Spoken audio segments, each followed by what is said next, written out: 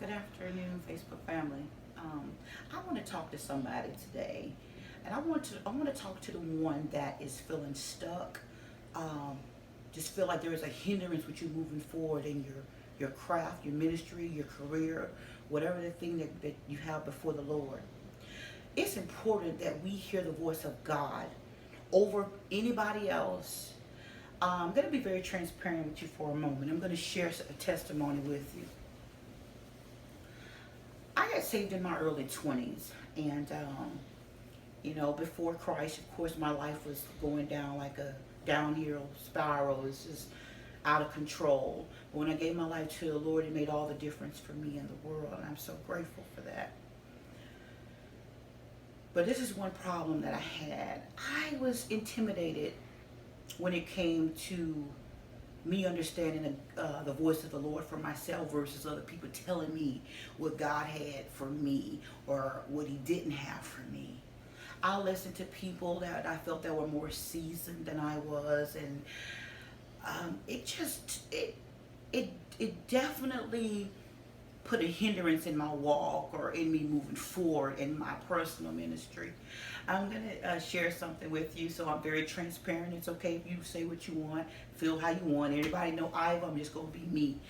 Um, I desired a husband in my 20s. I had received Christ and I was waiting on God. I was living a life of abstinence and just seeking God. And of course, people come in and out of your lives, and there was one particular person that everybody thought that he was my husband. Now, the Lord told me that he wasn't, okay? He told me that he wasn't. But I had so many people coming to tell me that this is from the Lord. Oh, God has blessed you with this man. This man is going to make you so happy. And I mean, I had so many prophecies, honey. So many prophecies. And so, despite my own personal relationship with the Lord and the things that He was telling me, I kind of blotted those things out and took heed to what other people were saying. It ultimately cost me almost my salvation, because I remember the day that I did my vows. Um, I was at my mother's house. I was on the floor in a ball, holding my belly, and from the inside I was saying, "Don't do it, Iva. Don't do it." But all I could hear on top of that was other people telling me that this was the Lord. So I got up from there and took my little self right on up to there and did my vows. And I paid for that. Broke my spirit, broke my heart. And I endured that marriage for about 5 years. But it ultimately did some damage to me. And I learned a very valuable life lesson in that. When you have a relationship with the Lord, you better make sure that you know His voice. Don't allow, it's not that you're being rebellious when the other seasoned saints come, because sometimes God do give them a word, but He's going to give you that confirmation as well. I literally took what they said over what God told me, and I had to pay for that.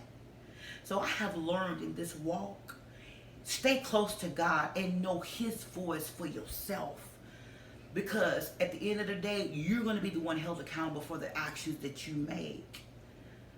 So I'm just encouraging somebody, even when it comes to your ministry. I've had people tell me this is not what God said. He didn't have this for your life. He did. If I listen to what people say, to what people told me that I was supposed to do or not, I wouldn't be moving forward in my music, in my ministry. And so that was just an important lesson. So I don't know who you are out there who may be going through something that you don't want to be offensive to anybody because maybe they're telling you something opposite of what the Lord said. Just know God for yourself. Know His voice and obey His word. And if He gave someone to give you a word, He's going to definitely give you a confirmation behind it. Just don't go off of what people say. They mean well. I don't think anyone told me those things maliciously. I personally feel like they was just wanting me to be happy, wanting me to be married. Of course, I was a single mother. I had 4 children at the time. So I can imagine, the desires that they wanted. I think they did it from a good place, but it wasn't God. ultimately it wasn't God, or it wouldn't have ruined my life. The man was unfaithful probably from the very big day one of the marriage. I have forgiven and moved on, but that's a lesson that I feel that will take me through and others. So I share my experience with you, so hopefully you can grasp on to that, and you can make your decisions based on what the Lord say about you, not about what anybody else says. Okay, so you be blessed on this evening, and I hope I help somebody.